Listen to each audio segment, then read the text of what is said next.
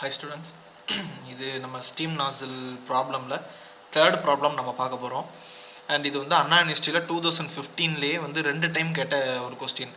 April May 2015லையும் கேட்டிருக்காங்க, November 2015லையும் கேட்ட ஒரு இம்பார்ட்டண்ட்டான கொஸ்டின். அண்ட் இந்த சம்மில் வந்து நம்ம மோலியர் சார்ட்டையும் யூஸ் பண்ண போகிறோம், ஸ்டீம் டேபிளையும் யூஸ் பண்ண போகிறோம். ஓகே, பார்க்கலாம். ட்ரை சேச்சுரேட்டட் ஸ்டீம், ஓகேங்களா? அப்போ உங்களுக்கு சொல்லிட்டாங்க ட்ரை சேச்சுரேட்டட் ஸ்டீம் அப்படிங்கிற சொல்லிட்டாங்க. அப்போ உங்களுக்கு உடனே என்ன ஞாபகம் வந்துடணும், உங்களுடைய பாயிண்ட் வந்து சேச்சுரேஷன் லைனில் இருக்க போகுது. முதல் பாயிண்ட்டு சேச்சுரேஷன் லைன்னா அந்த டார்க்கான லைனில் இருக்க போகுது அப்படிங்கிறத ஞாபகம் வச்சுக்கணும். ஸோ ட்ரை சேச்சுரேட்டட் ஸ்டீம் அப்படின்னு மென்ஷன் பண்ணிட்டாங்க. ப்ரெஷர் ஆஃப் 11 bar அப்படின்னு சொல்கிறாங்க. ஓகே, நம்ம கிவன் எழுத ஆரம்பிச்சிடலாம். கிவன் அப்படின்னு பார்த்துக்கிட்டிங்கன்னா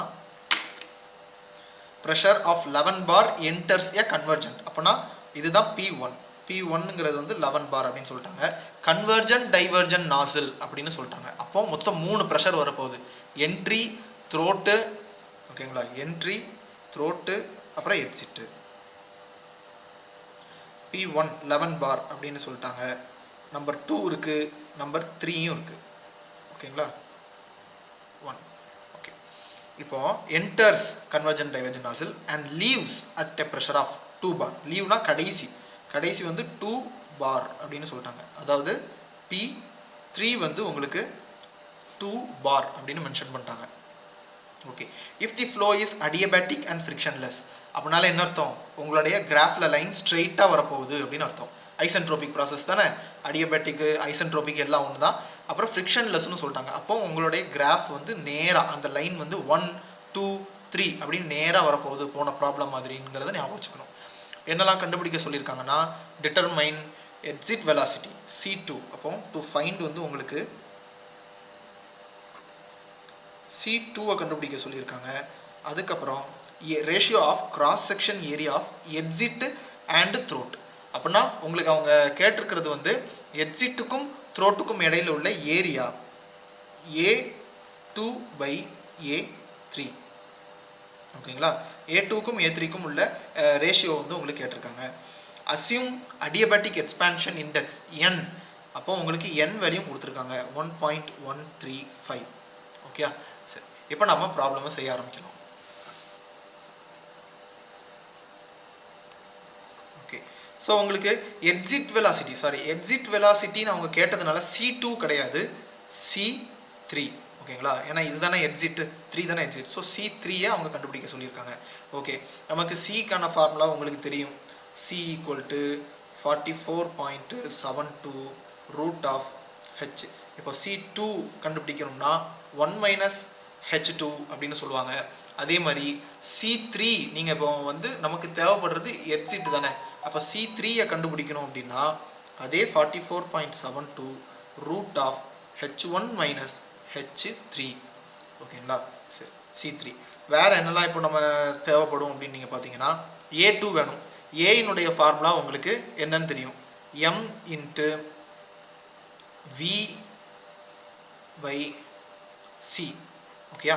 இப்போ A2 வேணும், A3 வேணும். அப்போனா என்னெல்லாம் வேணும் இங்கே பாருங்க, C2 V2, A3க்கு M × V3/C3, இவ்வளவு வேணும் உங்களுக்கு, ஓகேங்களா? இப்போ M வேல்யூ கொடுக்கல, சரிங்களா? அதனால 1ன்னு கூட நீங்கள் கன்சிடர் பண்ணிக்கலாம். M வந்து அசியூம் 1 அப்படின்னு நீங்கள் கன்சிடர் பண்ணிக்கலாம். C2 வந்து இந்த ஃபார்முலேருந்து எடுத்துருவோம், C3 இந்த ஃபார்முலேருந்து எடுத்துருவோம். V2க்கும் V3க்கும் நம்ம ஸ்டீம் டேபிள்லேருந்து எடுக்க போகிறோம், போன ப்ராப்ளம் மாதிரியே தான், சரிங்களா? சரி, ஓகே. இப்போ நம்ம ஸ்டெப் பை ஸ்டெப்பாக நம்ம வந்து ஒவ்வொன்றையாக நம்ம செய்ய ஆரம்பிக்கலாம்.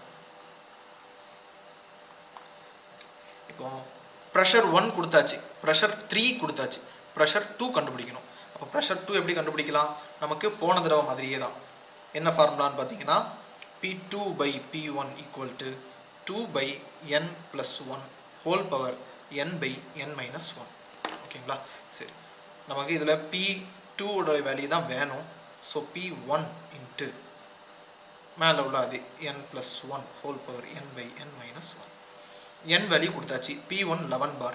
ஸோ 2/n வேல்யூ 1.135 சொல்லியிருக்காங்க, ஹோல் பவர் 1.135 / 1.135 - 1.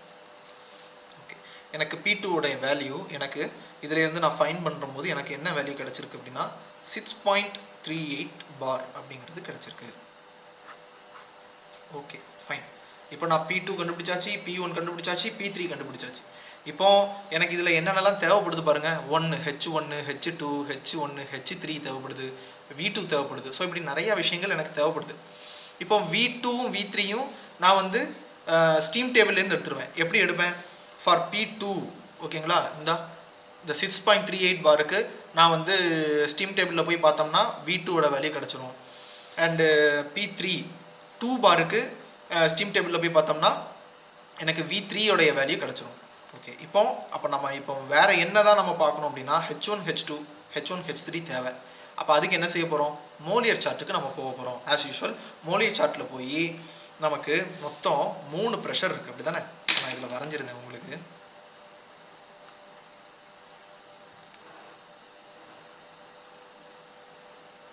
H S மொத்தம் 3 ப்ரெஷர். Pressure 1, pressure 2, pressure 3. ஓகேங்களா? இது சேச்சுரேஷன் லைன். சரிங்களா? இப்போ இது 1 பாயிண்ட்டு. ப்ரெஷர் 1 எவ்வளோ? 11 பார். ப்ரெஷர் 2 உங்களுக்கு 6.38 பார் கண்டுபிடிச்சாச்சு. ப்ரெஷர் 3 2 பார். சரிங்களா? சரி, இப்போ இது எல்லாத்தையுமே நம்ம கண்டுபிடிக்க போகிறோம். இப்படி மார்க் பண்ணி வச்சிட்டோம் அப்படின்னா நமக்கு 2 பாயிண்ட் கிடச்சிரும், 3 பாயிண்ட் கிடச்சிரும். இப்போ இதிலே இருந்து நம்ம எடுத்துக்கிட்டோம்னா H1 கிடச்சிரும். அண்ட் இதிலே இருந்து நம்ம இதில் பார்த்தோம்னா H2 கிடச்சிரும். அண்ட் தென் இங்கேருந்து இதில் பார்த்தோம்னா H3 கிடச்சிரும். வேறு என்னெல்லாம் கிராஃப்லேருந்து எடுத்துருவோம் அப்படின்னா எட்ஸனுடைய வேல்யூ, ட்ரைனஸ் ஃப்ராக்ஷன். இது சேச்சுரேஷன் லைனுங்கிறதுனால இதனுடைய எட்ஸோடைய வேல்யூ 1. இது சேச்சுரேஷன் லைனுக்கு கீழே வர ஆரம்பிச்சிருந்தனால நம்ம கிராஃபில் பார்த்து எடுக்க போகிறோம். சரி, எதுக்காண்டி எட்ஸ் வேல்யூ இப்போ நீங்கள் கண்டுபிடிக்கணும்னு சொல்கிறீங்க அப்படின்னு பார்த்தீங்கன்னா, இப்போ இதில் நம்ம இங்கே தான் நம்ம வந்து சப்ஸ்டியூட் பண்ணுவோம். எம் அப்படின்னு இருக்குது பார்த்தீங்களா? அந்த எம்முக்கு பக்கத்தில் தான் நம்ம எட்ஸனுடைய வேல்யூ வந்து, அதாவது இங்கே போடுவோம். ஓகேங்களா? கரெக்டாக இங்கே எழுதிடுறேன். H2 H3 இப்படி நம்ம போடுவோம். A is equal to M into V by C. சரிங்களா? Into H2 into H3. Sir, போன சம்முக்கு நீங்கள் போடலையே, இந்த சம்முக்கு ஏன் போட்டிருக்கீங்க அப்படின்னு கேட்டிங்கன்னா, நம்ம போன சம்முக்கும் எட்ஸுடைய வேல்யூ போட்டிருப்போம். பட் போட்டோம்னாலும் 0.93 0.94 தான் வந்திருக்கும். ஸோ நமக்கு அங்கே பெரிய வித்தியாசங்கள் வரப்போகிறதில்ல. இங்கே எப்படி வருதுன்னு பார்ப்போம். சரிங்களா? எப்படியும் உங்களுடைய எட்ஸனுடைய வேல்யூ வந்து 0.9லேருந்து 0. அதாவது 0.9லேருந்து 1குள்ளே தான் இருக்கும் எட்ஸனுடைய எல்லா வேல்யூ. ஸோ நீங்கள் 1ஆல் மல்டிப்ளை பண்ணாலும் ஒன்று தான், 0.9ஆல் மல்டிப்ளை பண்ணாலும் ஒன்று தான். பெரிய டிஃப்ரென்சஸ் இருக்காது. ஆனால் கரெக்டான ஃபார்முலா அப்படின்னு நீங்கள் பார்த்தீங்கன்னா இதுகள் தான். சரியா? ஸோ இது ஒரு ஃபார்முலா, இது ஒரு ஃபார்முலா யூஸ் பண்ண போகிறோம், இது ஒரு ஃபார்முலா யூஸ் பண்ண போகிறோம். இப்படி ஃபஸ்ட்டு ஃபார்முலாவை எழுதிக்கிட்டிங்கன்னா தான் இப்போ எதெல்லாம் வேணும் அப்படின்னு நம்மளால் யோசித்து இப்போ இவ்வளோத்தையும் கண்டுபிடிக்க முடியுது. சரி, நான் இப்போ இதை தான் மோலியர் சார்ட்டில் மார்க் பண்ணி எடுக்க போகிறேன். சரிங்களா? மோலியர் சார்ட்டில் எப்படி மார்க் பண்ணணும்னு நம்ம இப்போ பார்ப்போம். மார்க் பண்ணி H1 வேல்யூ எவ்வளோ, H2 வேல்யூ எவ்வளோ, H3 உடைய வேல்யூ எவ்வளோ, அது மாதிரி. இது சேச்சுரேஷன் லைனில் இருக்கும். ஏன்னா 11 பார் உங்களுக்கு கொஸ்டினில் என்ன சொல்லியிருக்காங்க? ட்ரை சேச்சுரேட்டட் ஸ்டீம் சொல்லியாச்சு. அப்படின்னாலே என்னாச்சு, என்ன அர்த்தம்? உங்களுடைய ஃபஸ்ட்டு பாயிண்ட்டு சேச்சுரேஷன் லைனில் இருக்க போகுது. எட்ஸனுடைய வேல்யூ 1. அடுத்தடுத்த பாயிண்ட் தான் எங்கே இருக்குன்னு நாம் இனிமேல் தான் பார்த்து எடுக்கணும். அப்போ இதில் எட்ஸ் வேல்யூ எவ்வளோ வரும், இதில் எட்ஸ் வேல்யூ எவ்வளோ வரும்னு பார்க்கணும். நெக்ஸ்ட்டு அப்படியே ஸ்ட்ரெயிட் லைன் பார்த்து H2 வேல்யூ எவ்வளோ, அப்படியே ஸ்ட்ரெயிட் லைன் பார்த்து H3 வேல்யூ எவ்வளோ அப்படிங்கிறது எல்லாத்தையுமே நம்ம இனிமேல் தான் பார்க்க போகிறோம்.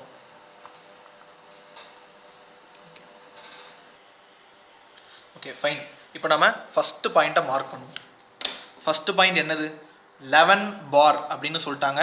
ட்ரை சேச்சுரேட்டட் லைன் அப்படின்னு சொல்லியிருந்தாங்க, அப்படி தானே? இப்போ பாருங்கள், இங்கே 11 எங்கே வருது? ஓகே, இங்கே இருக்குது 10, இது 12. அப்போனா இந்த ரெண்டுக்கும் இடையில நீங்கள் பாயிண்ட்டு மார்க் பண்ணிக்கணும். ஓகேங்களா? ஃபஸ்ட்டு பாயிண்ட் மார்க் பண்ணியாச்சு. இப்போ நான் ஸ்கேலை வச்சு மார்க் பண்ணிட்டேன். ஓகேங்களா? இப்போ என்னால் லைன் ட்ரா பண்ண முடியல, அதனால் இப்போ இந்த லைனில் அடுத்தடுத்த பாயிண்ட்டை மார்க் பண்ண போகிறேன். சரி, ஃபஸ்ட்டில் இருந்தது P1 11 பார். நெக்ஸ்ட்டு P2 எவ்வளோ இருந்துச்சு? 6.8 பார். 6.8 பார் எங்கே வருது பாருங்கள், இங்கே பாருங்கள். ஸோ இங்கே இருக்குது. சரிங்களா? 6 லைன், இது 7. அப்படின்னா இதுக்கு பக்கத்தில் நான் இந்த 7க்கு பக்கத்தில் ஒரு பாயிண்ட்டு, சரிங்களா, மார்க் பண்ணிட்டேன். அடுத்தது 2 பார். இப்போ 2 பார் இதோ இங்கே, சரிங்களா, மார்க் பண்ணிட்டேன்.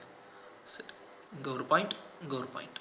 ஓகே, இப்போ பாருங்க, இப்போ இது வந்து டார்க் லைன் மேலே இருக்குது. அப்போனா எக்ஸினுடைய வேல்யூ இஸ் 1. ஓகேங்களா.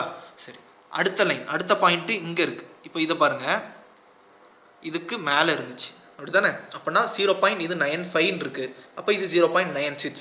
அப்புறம் ஞாபகம் வச்சுக்கோங்க, P2க்கு எக்ஸினுடைய வேல்யூ 0.96ன்னு எழுதிடணும். அடுத்த பாயிண்ட் எங்கே இருக்குன்னு பாருங்கள், இதோ இந்த லைன். இந்த லைனில் என்ன எழுதியிருக்கு, 0.9. ஓகேங்களா. ஸோ எக்ஸினுடைய வேல்யூ P3 2 பாருக்கு எக்ஸினுடைய வேல்யூ 0.9.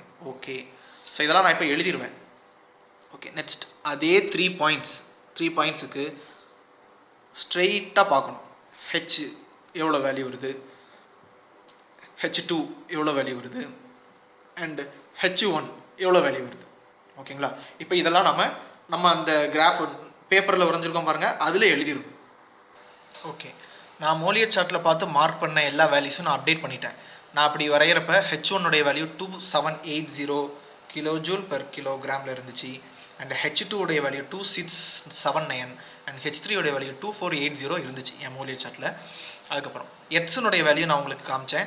X1 ஃபஸ்ட்டு ஒன்று வந்து 1, அடுத்தது 0.96 இருந்துச்சு, அடுத்தது 0.9 இருந்துச்சு. Okay, fine. இப்போ நம்ம எல்லாமே எடுத்தாச்சு, எல்லா வேல்யூவும் கிடச்சாச்சு. இப்போ நம்ம அந்தந்த வேல்யூவை just we are going to substitute, அவ்வளோதான். ஸோ இனிமேல் ஈஸி. ஓகேங்களா. ஓகே, ஃபஸ்ட்டு நம்ம C2 வேல்யூவும் கண்டுபிடிச்சிருவோம், C3 வேல்யூவும் கண்டுபிடிக்க ஆரம்பிக்கலாம். C2க்கு 44.72. Okay, root of H1 minus H2 அப்படின்னு தானே இருந்துச்சு. H1 வேல்யூ உங்களுக்கு 2780 மைனஸ் 2679. ஓகேங்களா. எனக்கு அதுலேருந்து கிடைச்ச வேல்யூ வந்து C2 value 449.4 metre per second. Okay, next இது C2 கண்டுபிடிச்சிட்டோம். C3 44.72 இன்ட்டு ரூட் ஆஃப், நமக்கு வந்து அடுத்தது H1 மைனஸ் H3. ஓகேங்களா. H1 மைனஸ் H3 அப்படிங்கிறது வந்து 2780 மைனஸ் H3 வேல்யூ எழுதணும் 2480. எனக்கு இதுலேருந்து கிடைச்ச value 774.6 metre per second. Okay, so C2 கண்டுபிடிச்சிட்டேன், C3 கண்டுபிடிச்சிட்டேன். நெக்ஸ்ட் இப்போ இந்த ஃபார்முலாவில், ஓகேங்களா, இதில் நான் இப்போ எல்லாமே எனக்கு எடுத்தாச்சு பாருங்கள். C2 கண்டுபிடிச்சிட்டேனா, C3 கண்டுபிடிச்சிட்டேனா. ஸோ இந்த ஏரியாவில் நான் இப்போ சப்ஸ்டியூட் பண்ண போகிறேன். C2 இருக்குது, M வேல்யூ 1னே வச்சுக்கலாம். H2 வேல்யூ நான் கிராஃபில் எடுத்துட்டேன். அடுத்தது H3 இருக்குது, C3 இருக்குது. இப்போ V2வும் வேணும், V3யும் வேணும். ஓகேங்களா. இப்போ V2வும் V3யும் நாம் ஸ்டீம் டேபிள்லேருந்து பார்த்து எடுக்க போகிறோம். ஓகேங்களா. ஓகே, இப்போ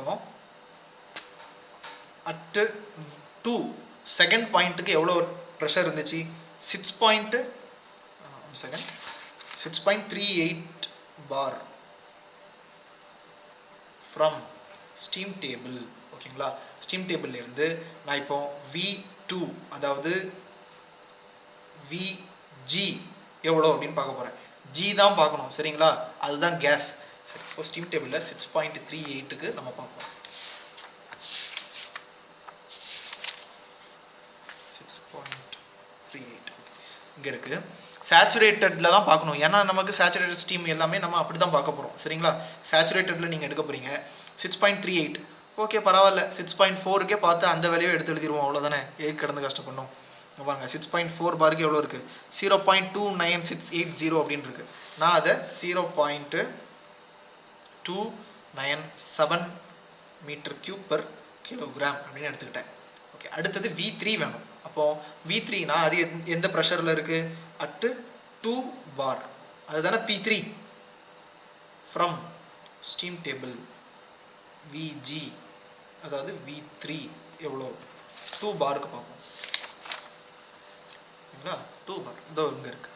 2 bar VG 0.885 metre cube per kilogram. Okay, fine, அவ்வளோதான். ஸ்டீம் டேபிள் வேலை முடிஞ்சது. சரி, எல்லாம் எடுத்தாச்சு. இனி நாம் இதோ இந்த ஃபார்முலாவில் நாம் we are going to substitute all the values. அவ்வளோதான், வேறு ஒன்றுமே கிடையாது. இப்போ A2 ஃபஸ்ட்டு கண்டுபிடிப்போம். ஓகேங்களா. A2 என்னது? A2 உடைய formula m into x2 into v2 divided by c2. நான் அதில் எல்லாத்தையும் சப்ஸ்டிட் பண்ணேன். m நம்ம வந்து 1னே வச்சுக்கோமே. ஸோ வந்து இப்போ நமக்கு 0.96 x2ஓட வேல்யூ இன்ட்டு v2 0.297 v2 இங்கே இருக்குல்ல, v2 நான் சப்ஸ்டிட் பண்ணியிருக்கேன். c2 நம்ம இங்கே கண்டுபிடிச்சிருக்கோம் 44.9.4. என்னுடைய ஃபைனல் ஆன்சர் 0.000634. ஓகேங்களா, மீட்டர் ஸ்கொயர். அதே மாதிரி A3 கண்டுபிடிக்க போகிறேன். m into x3 into v3 divided by c3. m வந்து 1, x3 வந்து 0.9, v3 நம்ம இங்கே கண்டுபிடிச்சி வச்சுருக்கோம் 0.885 டிவைடட் பை c3 இங்கே கண்டுபிடிச்சி வச்சுருக்கோம் 774.6. ஸோ A3யோட value 0.001028 metre square. Okay, so இப்போ நமக்கு ratio of exit area, ratio of exit area to throat area அப்படின்னு சொன்னதுனால A3/A2 எவ்வளோன்னு பார்க்க போகிறோம். A3/A2 நான் சப்ஸ்டியூட் பண்ணுறப்ப எனக்கு கிடைச்ச ஆன்சர் 1.62. ஓகேங்களா, அவ்வளோதான் இந்த ப்ராப்ளம். ஓகே, ஸோ ரொம்ப ஈஸி தான் இந்த ப்ராப்ளம். நம்ம அவங்க இன்லெட் கண்டிஷன் வந்து அவங்க கொஸ்டினில் கொடுத்துருந்து ட்ரை சேச்சுரேட்டட் ஸ்டீமு 11 பாரில் வருது, கன்வர்ஜன் டைவர்ஜன் நாசல்னு சொல்லிட்டாங்க. அப்போ 3 ப்ரெஷர் வரப்போகுது அப்படின்னு நம்ம புரிஞ்சுக்கணும். இது எக்ஸிட் ப்ரெஷர், அப்படின்னா இது 3 P3னுடைய வேல்யூவை கொடுத்துருக்காங்க அப்படிங்கிறத புரிஞ்சுக்கணும். ஃப்ரிக்ஷன்லெஸ் அப்படின்னு சொல்லிட்டான். அப்போது நம்மளுடைய இந்த கிராஃபில் லைனு ஸ்ட்ரெயிட்டாக வரப்போகுது அப்படிங்கிறத தெரிஞ்சுக்கணும். அடுத்தது வேற என்ன சொல்லியிருக்காங்க? என்னுடைய வேல்யூவை கண்டுபிடி அப்படி. என்னுடைய வேல்யூ கொடுத்துட்டாங்க 1.135. ஸோ அதுவும் நமக்கு தெரிஞ்சது தான். என்னுடைய வேல்யூனா நம்ம எந்த ஃபார்முலா சப்ஸ்டியூட் பண்ண போகிறோம்? இதோ P2/P1ல இருக்கிற என்னங்கிற வேல்யூவில் சப்ஸ்டியூட் பண்ண போகிறோம். ஓகேங்களா, ஸோ இவ்வளவு தான் நம்ம இந்த ப்ராப்ளமில் யூஸ் பண்ண ஃபார்முலாஸ். ஸோ இதெல்லாம் நீங்கள் ஞாபகம் வச்சுக்கிட்டிங்கன்னா தான் எது இருக்குது எது இல்லை, எதுக்கு எந்த ஃபார்முலாவை யூஸ் பண்ணணும், மோலியர் சார்ட்டில் நம்ம எப்படி எடுக்கணும் எல்லாத்தையும் அகெயின் இந்த வீடியோவை பாருங்கள். நம்ம இதில் ரிவிஷன் பண்ண வேண்டிய அவசியம் இல்லை. ஏன்னா நீங்கள் மறுபடியும் இந்த வீடியோவை ப்ளே பண்ணி பார்த்துக்கலாம். ஓகேங்களா, C2 கண்டுபிடிச்சிட்டேன், C3 கண்டுபிடிச்சேன். அதுக்கப்புறம் VG, அதாவது ஒவ்வொரு ப்ரெஷர்லையும் வியோடைய வேல்யூ G தான் எடுக்கணும், ஞாபகம் வச்சுக்கோங்க. F எடுக்கவே கூடாது, சரிங்களா? வியோடைய வேல்யூ தான் நீங்கள் எடுக்கணும். அடுத்தது V2 கண்டுபிடிச்சிட்டேன், V3 கண்டுபிடிச்சிருக்கேன். ஸோ அந்தந்த ரெஸ்பெக்டிவ் ஃபார்முலாஸில் I have substituted and finally I got the value 1.62 ratio. ஓகேங்களா, ஓகே. ஸோ நெக்ஸ்ட் ப்ராப்ளம் நம்ம அடுத்ததும் இதே மாதிரி ஒரு அன்ஆனஸ்டிக் ப்ராப்ளமை நம்ம நெக்ஸ்ட் வீடியோவில் பார்க்கலாம். தேங்க்யூ.